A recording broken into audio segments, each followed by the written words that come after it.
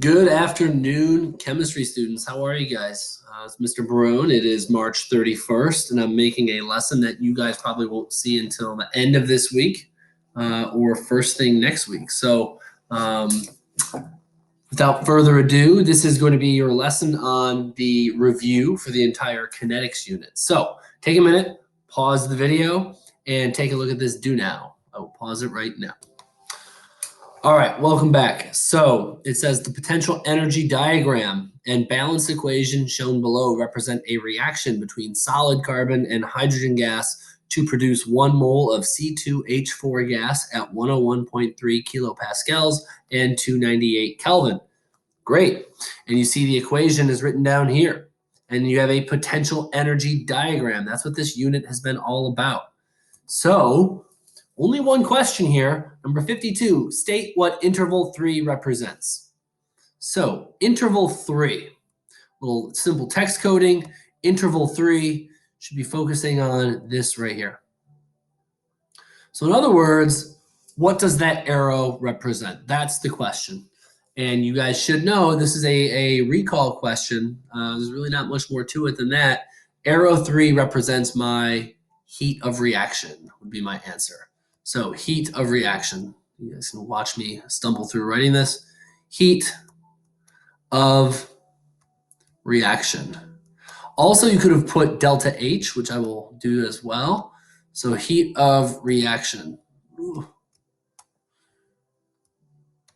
Okay, so delta H would be acceptable. Both of those I think would work. So heat of reaction, also known as my delta H. Okay, so that was the question. You simply put that, you would have gotten this right. One thing I want to point out is that this is clearly a part 2 question. Part 2 starts with question number 51. And so anything after question number 50 is a part 2 question. So you have this picture and this diagram here, and there likely would have been 2 or 3 more questions along with number 52. I cut them out and just gave you one to look at so that we don't need to spend 10 minutes going over the do now. But just keep in mind that there are probably multiple questions that are related to the unit we're talking about. One question was state what interval 3 represents. A couple other questions that you could have thought about for the bonus down here. Is this endothermic or exothermic? Excuse me, and how do you know? Well, this is going to be, for that first one, we'll say it's going to be endothermic. So this should be endothermic because you start with a lower amount of energy than what you end with. The energy is going up. Energy is absorbed. Also now, since this is the end of the unit, it's funny because I think as I'm making this video, you haven't really gotten to this lesson yet. But by the time you get through the next couple of videos here today on Tuesday, you will have actually learned how to calculate the delta H. And so now by the time you watch this video, you should also be able to prove that it's endothermic by saying, well, whatever this value is here, the delta H is always the potential energy of the products minus the potential energy of my reactants. And so my products minus reactants, the bigger number is the product. So when you have a bigger number minus a smaller number, products minus reactant, you're going to get a positive delta H. So in this scenario, although I don't have specific number values here on this graph, it's a general graph, I don't have specific number values, I do know that this value here for the PE of the products is bigger than the PE of the reactants, which when you plug it into the delta H equation, products minus reactants, you get a positive delta H. So you could say that, how do I know? The graph is going up from reactants to products, it's absorbing energy, or I could say it has a positive delta H. All right, really quick review of what the other arrows are called. Excuse me, arrow number 1 and arrow number 4, they both start at the x-axis and they go all the way to the belly of the curve. So arrow 1 and arrow 4 are both going to be PE arrows. Now it's just a matter of what are they called. Arrow 1 is my potential energy of the reactants. Arrow 4 is my potential energy of the products. And last but not least, arrow number 2, switch colors one more time. Arrow number 2, it starts here at the reactant side and goes up to the top of the peak. That's the activation energy of my forward reaction. So we're starting here. We're talking about the amount of energy it takes to get up over the hump in the forward direction. So that's my activation energy of the forward reaction. All right, those are the 4 arrows. The answer to the question, the original question, is heat of reaction, or delta H. And you know that this is endothermic because it goes up and it also has a positive delta H. So that was your do now. As I slide this over now, here is your objective for today. This is a review topic. We're going to go through a lot of the main points of kinetics to give you a little bit of a refresher to all the different types of things you might see on this Castle learning assignment. So we're going to demonstrate mastery of Le Chatelier's principle and other kinetics topics by playing a review game with whiteboards, and we'll explain our answers. Obviously, this is going to be different. I'm taking a PowerPoint that I used last year, and I'm going to be going through it this way. So we won't do this on whiteboards per se. We'll do this like we've been doing it. But I will give you guys a couple questions. You'll pause the video. You'll try to figure it out, and then we'll go over it. All right, here's your meme of the day. So hopefully you guys are following along, and I'm really starting to get a good feeling that probably 75 or more % of you guys are really following along on a day-to-day basis. And I do feel pretty good with what I see from the exit slip. So keep up the good work. This is how we're learning now. This is just the way it is. So keep going, keep working hard, keep following the videos, keep doing the exit slips, and stay on top of this work. At the end of this video, this review video, you will have a Castle learning assignment with a bunch of kinetics questions. So do the best you can with it. I might throw a few review questions in there as well. So by the time you're done watching this video, hopefully you remember everything we talked about in kinetics and you feel pretty comfortable, and you'll be able to spend a few days going through the Castle learning assignment. All right, arrow number 1. Question number 1.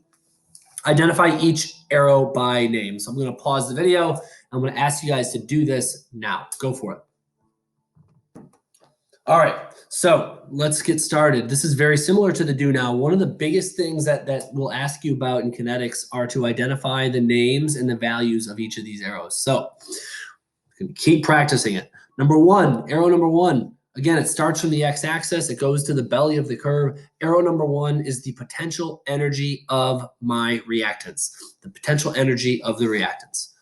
Number 2, we don't talk about this a ton, but it does come up once in a while. Number 2 represents, again, it goes from the x-axis to the belly of the curve, the underneath part of the curve. Therefore, that's a potential energy arrow. Now, it's the potential energy of what? The very top of that is called the activated complex. So arrow number 2 represents the potential energy of our activated complex. That's the answer to number 2. Number 3, this is one that I'm glad they came up with, because this is where it gets a little tricky. Number 3. It is off to the right side of the graph, but look at where the arrow goes. The arrow represents this line here to the top of the curve. So although the arrow is off to the right side over here, it could also be drawn over here. And this is where I think it would make more sense. I think more students would get it right if it were drawn over here.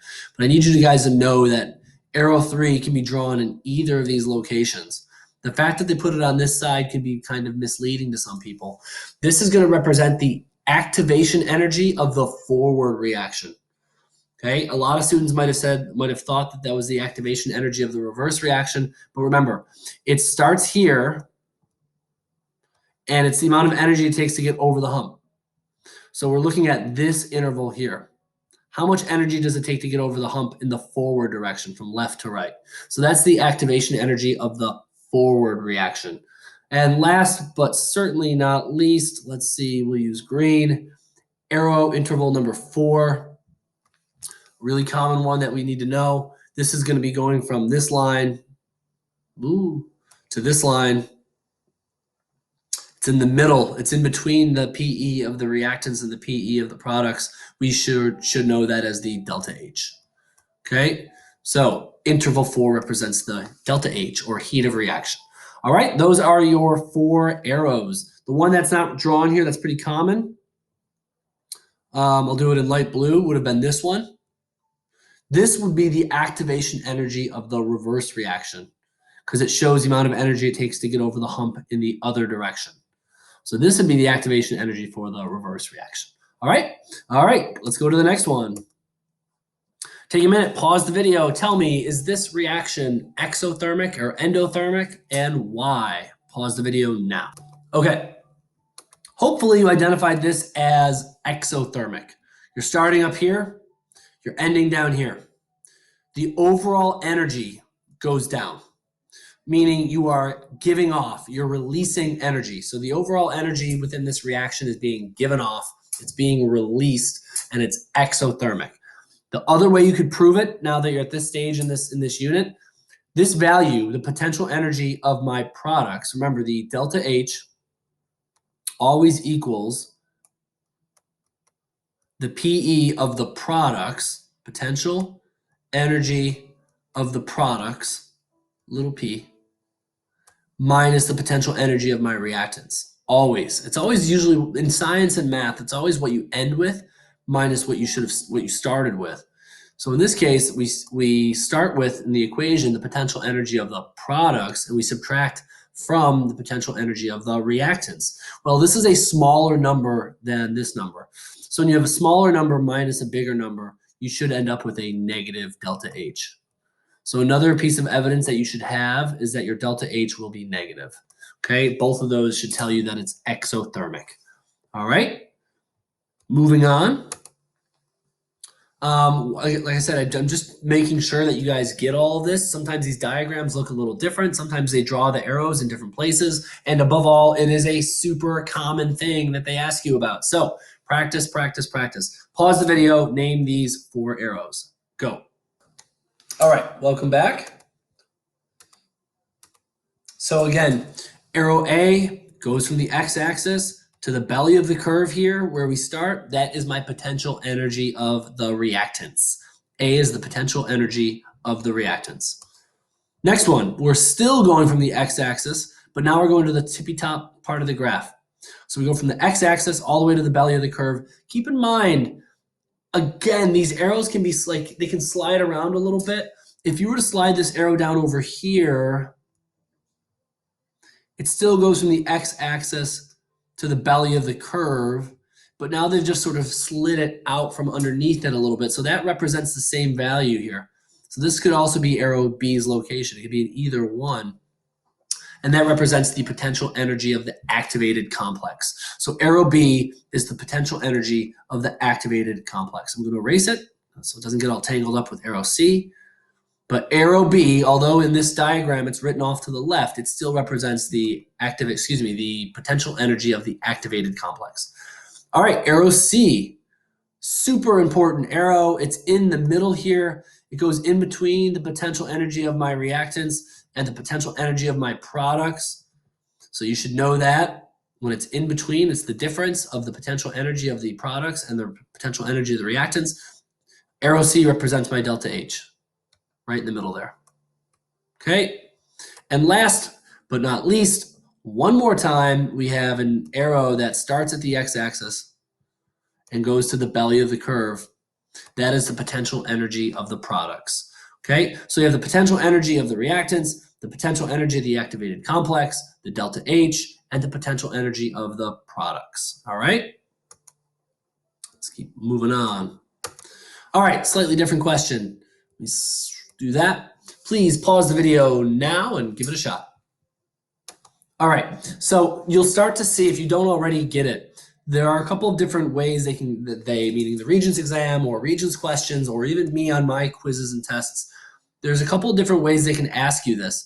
They can show you these diagrams, and they're general diagrams. Look at all the ones we've seen so far. They're generalized diagrams. They don't contain any values along the y-axis for potential energy. They're just general. They're asking you to label and identify the arrows. They're asking you to like infer some information, but they're not asking you to do actual like calculations, or they're not asking you to report any values. On the other hand, they can give you numerical values on the y-axis, and they can ask you for some information. So determine the heat of reaction. I want to know the actual value in kilojoules and determine whether it's endo or exothermic. So I am asking you guys to make a calculation. So the heat of reaction, we know that as delta H. So you're going to be text coding delta H. Okay, so that represents my heat of reaction. So the first thing I would do is I would go find that. Where is that? Take all the skills we just learned over here in these three questions and show me where the delta H is. Well, I know the delta H goes from the potential energy of my reactants to the potential energy of my products. It's the arrow that goes in between. So this arrow represents my delta H. Now, there are those of you out there right now, so this is my delta H arrow. Okay, there are those of you guys out there right now where you just like, you know how to solve this. Like, I bet you just sort of do it in your head and you know the sign it should have, whether it's positive or negative, and you just figure it out that way. I'm going to do it both ways. The first way, I'm just going to sort of do it general, the way I think some people solve it, which is, oh, okay, so if it's this arrow, I got 5 and I got 25, so the answer is 20. So the answer is going to be 20 kilojoules, but now I have to ask, is it a positive or a negative? So some people might immediately recognize that the value, or I should say the magnitude of this arrow is 20 because you have 25 on one and you have 20 on the other. So the difference must be 20. But you know that, oh, it's going down. The energy is going down, meaning it's exothermic, meaning it should be negative. So some people sort of work it through logically, step by step, and they arrive at a final answer of negative 20 kilojoules, which is right. So if you're that kind of person where you just identify the arrow and you say the difference between this number and this number is 20 and it's exothermic, so it's negative, my answer is negative 20 kilojoules, and you're good. Some of you guys might like the more concrete steps. So I'm going to erase this really quick and think about it from another way. Some people really like the concrete steps that come with like an equation or that come with solving it and getting a real value here. Still, you might want to figure it out using these steps. You still might want to identify the arrow and see that the magnitude of this arrow should be 20. But when you actually go to solve it, you have your delta H, and your equation is always this. Your PE of your products minus the PE of the reactants. Okay, that is the equation that the delta H will always use, regardless of anything else. So the delta H in this case, the PE of the products is this arrow, which is only 5. Sorry, I can barely fit it down there. 5. And the PE of the reactants is this arrow, which is 25. So you have 5 minus 25. And this is what's helpful, is that you will walk away with the exact answer. And I have my phone here. I'll show you really quick, because whenever you plug in these numbers, whenever you plug this in, you have to actually type it in as you see it. So I actually have to type in 5 minus 25 like that, and you see that you get your negative answer. 5 minus 25 gives us negative 20. So my final answer will actually be negative 20 kilojoules. Now, what I like about doing it this way is that you get your negative answer, you get your proof that this is in fact exothermic. Okay, I don't care how you solve it. I don't care which way you go. I don't care how you sort of do it in your head. I just need you to end up with, hey, the heat of reaction is negative 20 kilojoules and it's exothermic. All right? Moving on. Pause the video, give this one a shot. All right, so this is a definition question. We're trying to cover everything that we covered, and this is like something that came from the first week of kinetics, and the last few slides have come from the second week of kinetics, where I'm asking you guys to quantify and label and evaluate those diagrams. But this is a definition question. At equilibrium, the rates are equal. At equilibrium, the rates of the forward reaction and the reverse reaction are equal. Okay, so by definition, the rate of the forward reaction is equal to the rate of the reverse reaction. That is in the definition of equilibrium. Okay. Second one, pause this video right now and make sure you have this one right in your head as well. So pause it, think about it, go. All right, so on the other hand, whereas the previous slide talked about the rates of the forward and reverse reaction, this one is talking about the concentrations of the reactants and products. And what happens is if the, how do I do this here so my hands are the right way?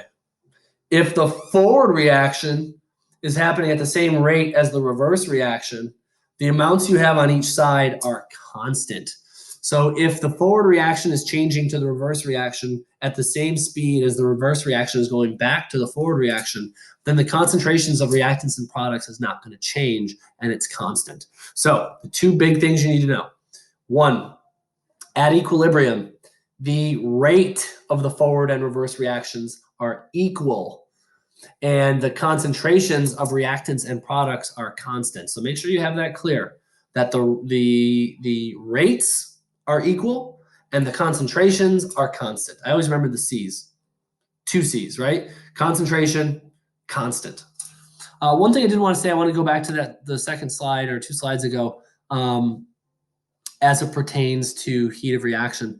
Once in a while, they do ask, they, again, meaning the Regents exam, they ask for you guys to interpret the heat of reaction by definition with this equation. So you might want to make sure you have this in your head, that the heat of reaction equals the potential energy of the products minus the potential energy of the reactants. You might want to remember that equation because it does make an appearance a lot. All right, couple more to go. Look at the following reaction. Is it endothermic or exothermic? How do you know? Pause the video, look in your notes, think about it, and we're going to go over it. Pause it now. All right. So is it endo or exothermic, and how do you know? In this case, it is going to be endothermic. Anytime your heat is a reactant, you're going to treat it as endothermic. If this heat were on this side of the equation, you would treat it as a product. It would be exothermic. When heat is a reactant, it's endothermic. When heat is a product, it's exothermic. And I was always good at remembering exothermic, that heat was given off, it was released, it was a product of the reaction. And then if it was the opposite of that, it was endothermic. So in this case, this reaction is endothermic. A little note here that it just didn't come up as often. Endothermic reactions, because they require heat, they take in heat from the surroundings, they feel cold. Endothermic reactions, if you were like having that reaction happen in front of you, it would get colder. On the other hand, exothermic reactions, since they give off heat, they get hot. So a lot of people will think of endothermic reactions with heat being a reactant. Things like ice packs, those are endothermic reactions because they literally pull in heat from their surroundings to generate the heat they need to react. On the other hand, exothermic reactions, they give off extra energy, and because they're giving off energy, they feel hot. So that's just something to think about between endothermic and exothermic reactions. All right, couple more. Now we're going to get into Le Chatelier's principle. Here we go. Look at the following reaction at equilibrium. What happens if you add more H2 to the reaction? So think about it, go back in your notes, pause the video, and develop an answer. Go. All right, let's switch over to blue. What happens if you add more H2? So this is a concentration question. We're at equilibrium, and we're going to add more stuff to it. Okay, when we add more, we're changing the concentration. So here's H2. So we're dealing with H2. Where is H2 in the equation? It's right here. Okay, we're dealing with this guy. So what do? We have our seesaw. We're going to use the seesaw analogy, right? We are at equilibrium. The rates of the forward reaction and the reverse reaction are equal. Okay, better seesaw there. So everything's at equilibrium. What happens if we add more of something on this side of the equation? What happens if we suddenly add more to this? Where's the seesaw going to go? If you drop some more H2 right here, what happens to the seesaw? Well, the seesaw is going to get out of whack, right? It's going to go like this. If you suddenly added more weight on the right side by adding more H2, now your seesaw is going to get heavier down here. It's going to get lighter up there. So once you add more H2, it gets out of equilibrium. It's going to have to shift to the left. The whole reaction is going to have to shift to the left to bring this back to level. So what happens? It will shift to the left. Okay? So this reaction will shift to the left. Now, the second part is looking at your exit slip. Some of you guys get that, but then once you know which way it shifts, you're not interpreting everything else correctly. If this reaction shifts to the left, like I said, some of you guys have a hard time understanding what that means. It means that you're going to make more of this. This concentration will increase. You're going to make more of these things, and you're actually going to generate more heat. Okay? So you're going to make more of this. You're going to generate more heat because the reaction is shifting that way. In order to make more NH3 and to generate more heat, you have to use up these reactants, meaning the amount of H2 is going to decrease and the amount of N2 is going to decrease. I think what happens is with students is they say, well, wait a minute. How, if I add more H2, why would it go down? And I guess that's where it gets a little bit tricky. You have to start answering this question after you've added the stuff. So once you add more H2 and it gets all out of whack, right? Like this. Now what happens? It's got to shift this way by using up stuff on this side of the equation, right? So once you get out of whack, whatever's there, the larger amount of H2 that's now there, it's going to start to be used up, meaning its concentration is going to go down. N2 is going to be used up. Its concentration is going to go down. Those two things are being used up to make more of this. So when we say this reaction shifts to the left, the stuff on the left side of the equation will go up, and the stuff on the right side of the equation will go down. That's a good general rule to follow. If you can figure out which way the reaction is going to shift, whichever way it shifts,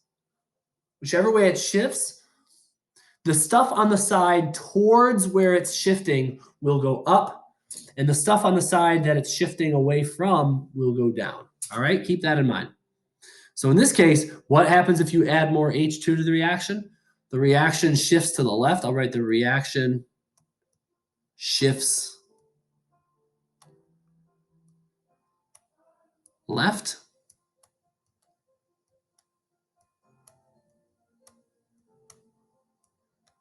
Sorry. The reaction is going to shift to the left. Therefore, the concentration of NH3 will increase. The concentration of H2 and N2 will decrease. All right? All right, let's try a couple more like that. So let me erase this down here. When I'm done with that, pause the video, try to answer this question. So go ahead, take a minute. It's the same equation, a different parameter, a different value, or different, I'll just say that, a different parameter of the reaction that you're trying to change. So what would the answer be to this one? Pause it, think about it, develop an answer. All right, welcome back. Almost all the way through here. What happens if you increase the temperature? So now we are going to increase the temperature. In other words, we're going to add more heat. And heat is right here. There's the heat, right? Not ammonia, not hydrogen, not nitrogen. The only other thing in the equation is this kilojoules, which represents heat. So if you increase temperature, you're going to add more heat. So keep that in mind. So now we are at equilibrium. The rate of the forward and reverse reactions are equal. We have the forward reaction here is this endothermic reaction. So what happens if you increase the temperature? Well, if we add more temperature, we're adding more heat. And suddenly that means the left side of this equation, it's going to get heavy. So it's going to get out of whack like that. If we add more heat, it's going to get heavy on this side. So the reaction has to shift to the right. So what happens? The reaction shifts to the right. The concentrations of H2 will go up. Concentration of N2 will go up. And the concentration of NH3 will go down. So the final answer is, if you increase the temperature, the reaction shifts to the right. The concentration of reactants, NH3, will decrease, and the concentration of products, H2 and N2, will increase. All right, we have another one, the other part of Le Chatelier's principle, the pressure parameter. Pause the video, look at your notes. Go look online, think about what the answer to this would be, and develop an answer and see if it's right. Go. All right, here we go. What happens if you increase the pressure? Well, remember, text code your work. Increase in pressure it favors the side with fewer moles. That's the rule from your notes. An increase in pressure favors the side with fewer moles. It does not use the seesaw analogy. Okay? On the other hand, if you decrease the pressure, it will favor the side with more moles. So that's the rule from your notes. So you can sit there and go look at your notes, and you can go Google this, and you'll get this, you'll find this rule. However you choose to go about it, you'll find this rule somewhere. The real question is, can you now apply it? Can you apply it to this question? So we are increasing the pressure. So we are going to go, it's going to shift to the side with fewer moles. Okay, it says, so we're increasing the pressure. You're increasing the pressure. So now the real question is, which side has fewer moles? Well, I have 2 moles on the left.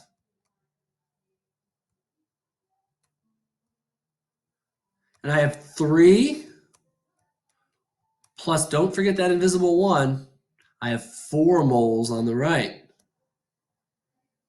So I got 4 moles on the right, and I have 2 moles on the left.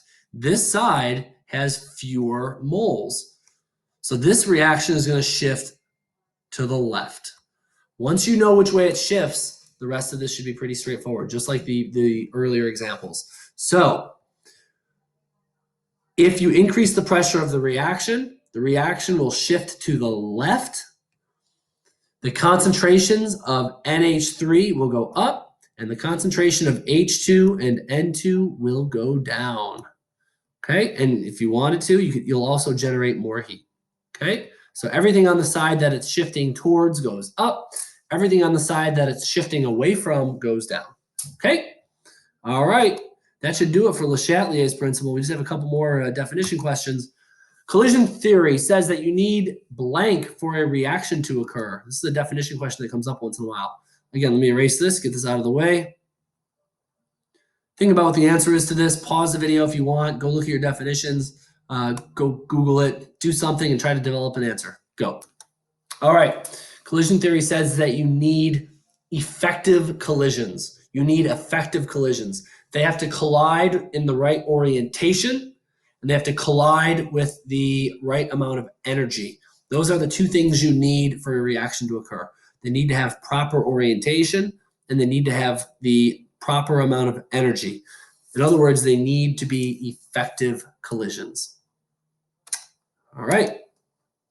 All right, here we go. All the ways to slow down a reaction that you can think of. So why don't you guys pause the video, list them, go. All right, so here we go. Let's label them. All the ways to slow down a reaction. So you want to make it go slower. Probably the most common one. You can decrease temperature. Okay, you can decrease concentration.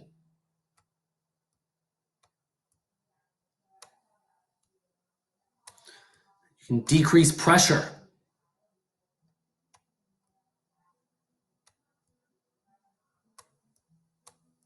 Okay.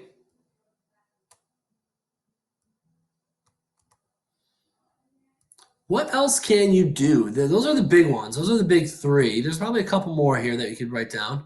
One that goes along with pressure, but it's always like the opposite. The only one, if you want to slow things down, typically you're going to decrease blank. But there is one thing that you can increase. If you want to slow down a reaction, you're going to increase the volume. Make these particles move in a bigger space. Make them move in a bigger space to collide. We'll go through these all in detail again.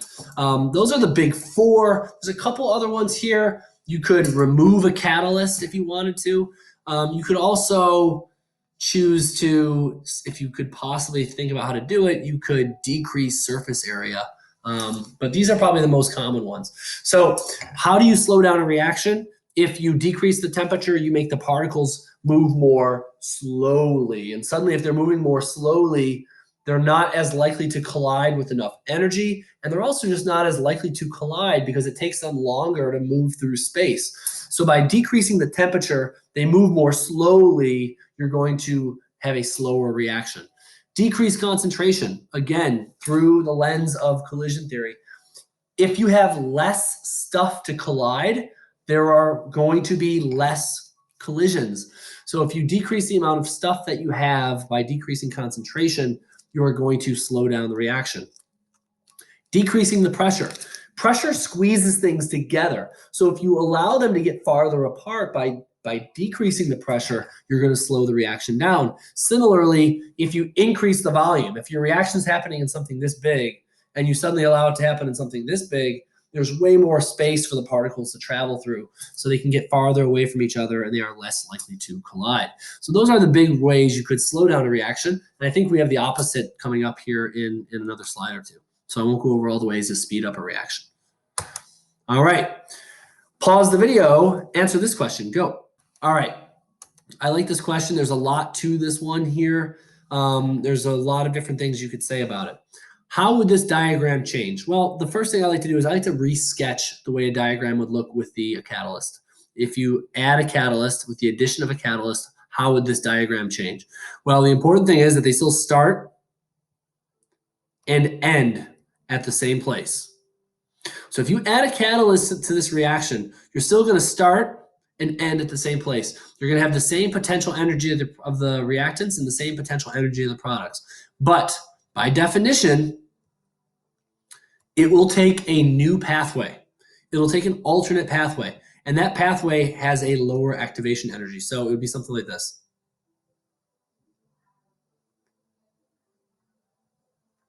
Okay, so you notice that the potential energy of the activated complex gets dropped down. More importantly, the activation energies are lower.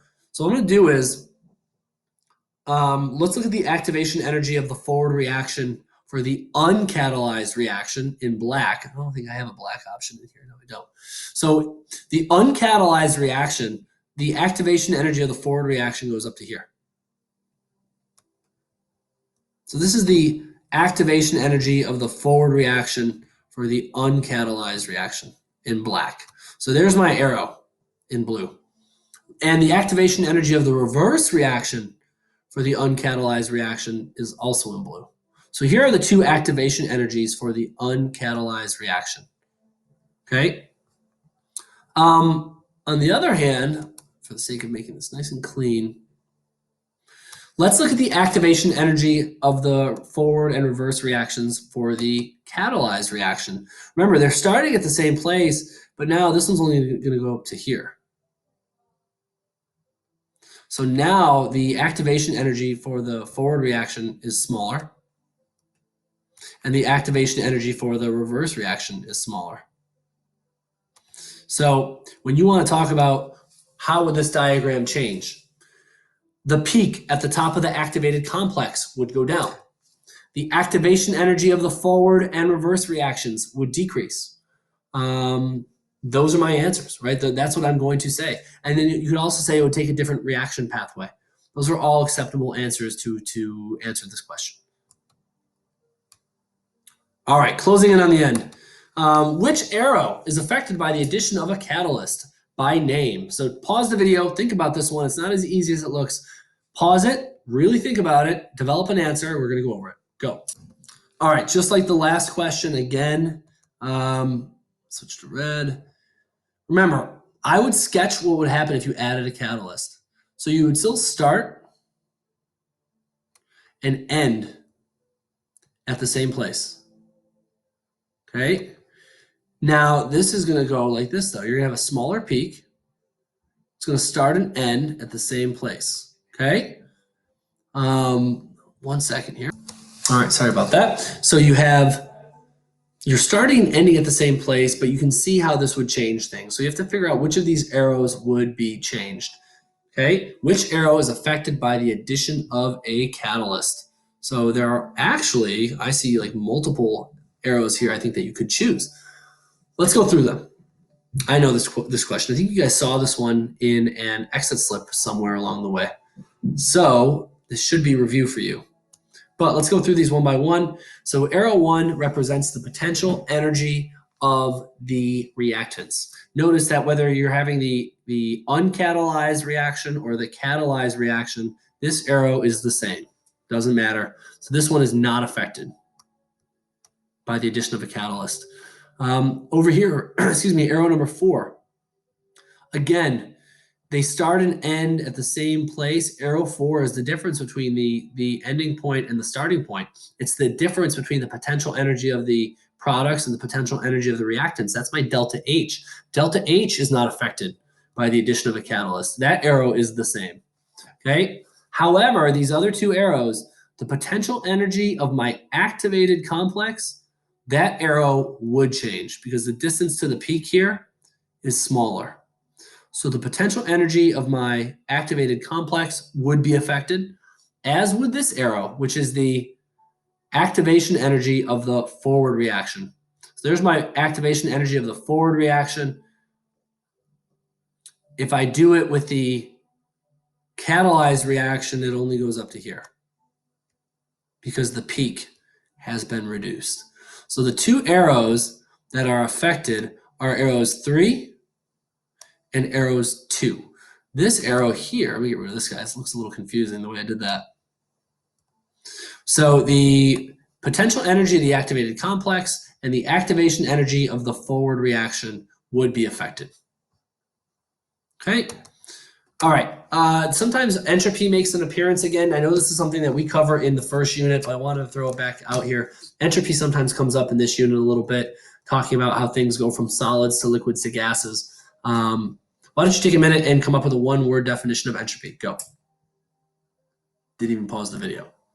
Entropy, you should be thinking about disorder. You should be thinking about disorder. So the amount of disorder something has. Keep that in mind and try to answer this one. State the name of the phase change and state whether entropy is increasing or decreasing. Pause the video, think about it. Bit of a review here. All right, so you're going from a gas to a liquid. This represents condensation. And when you go from a gas, which is far apart, highly disorganized, and they suddenly come closer together, you're gaining organization. It's actually going to be getting less disorganized. So you have high disorder, lower disorder, your entropy is going to decrease. In this example, entropy is decreasing, right? And last but not least, go back to collision theory. Think about all the ways to do the opposite here now is speed up a reaction. You want to make a reaction happen faster. How could you speed it up? Pause the video, list those things. We'll go over the objective and then you guys are good. Go ahead. All right, so all the ways to speed up a reaction. You can increase the temperature. So you can increase, what do you want to increase? Typically, if you want to make a reaction go faster, you're going to increase temperature, you're going to increase pressure, you're going to increase concentration. Okay, those are the big ones. Okay, those are the big 3 that you want to increase. You know, temperatures, if you make them move faster, they're going to collide more, and with more energy, they're going to speed up the reaction. Pressure, you're going to increase the pressure, you're going to squeeze them closer together, they're going to collide more. You're going to have a faster reaction. You're going to increase concentration, you're going to add more reactant particles to the mix, they're going to collide more. It's going to speed up the reaction. The one that you would want to decrease is you would decrease the volume. Okay, again, increasing the pressure and decreasing the volume is really the same thing. If you close the volume down, you increase the pressure. So by decreasing the volume, you force the particles closer together, they collide more, you speed up the reaction. Now there are some extra ones. You want to speed up a reaction, you could also add a catalyst. You could also increase the surface area by like stirring it up or by crushing it up. So increasing the surface area is another one that comes up a lot. All right, so those are the main ways that you could speed up a chemical reaction. All right, guys, that pretty much covers it. Our objective was to go over Le Chatelier's principle and some of the other kinetics topics here that you could see reflected on a CASTLE learning assessment. I hope you guys did well with this. This is the first time I've ever done a unit completely online. I look forward to seeing how well you guys do on CASTLE learning, and then we're going to move on to acids and bases after this. So watch this review. If you want to watch it again, you can. If you want to go back through the parts that you're confused about and skip over the parts that you think you're good with, do the best you can. CASTLE learning will go up in the next day or 2. So just like I said, I'll tell you when that's due and what the expectations are. But the next time you watch a video and you're learning some new content, it will be about a new unit. All right. Hope you guys have a great day, and I look forward to seeing you guys soon.